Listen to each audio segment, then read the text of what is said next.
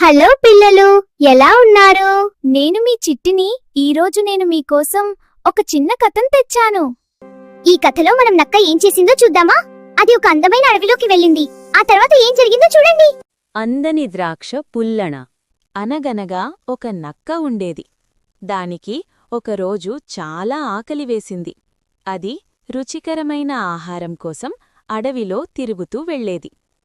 ఒకరోజు అది ఎత్తుగా ఎదిగిన ద్రాక్ష చెట్టు దగ్గరకు చేరింది. ఆ చెట్టుపైన రుచికరమైన నల్లని ద్రాక్ష పండ్లు ఉండేవి. నక్క ఆ ద్రాక్షలను చూసి, ఆహా, ఈ ద్రాక్షలు ఎంత రుచికరంగా ఉంటాయో చూడాలి అని అనుకుంది. అది ద్రాక్షలను అందుకోవాలని కొంచెం ఎగిరి ప్రయత్నించింది. కాని ఆ పండ్లు పైన ఉండడం వలన అందలేదు.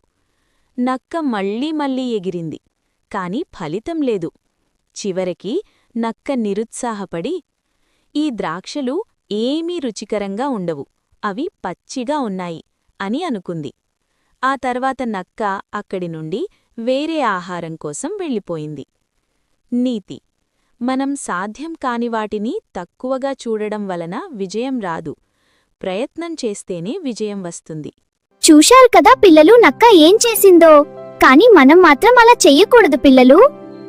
మనం సాధ్యం కాని పనులను ప్రయత్నం చేస్తే విజయం ఖచ్చితంగా వస్తుంది. ఓకే పిల్లలు, బాయ్. రేపు మరో మంచి కథతో వస్తాను. మీరు ఆ కథ చూడాలి అనుకుంటే తెలుగు కథలు కబుర్లు ఛానల్ను సబ్స్క్రైబ్ చేసుకోండి. బాయ్ బాయ్ పిల్లలు.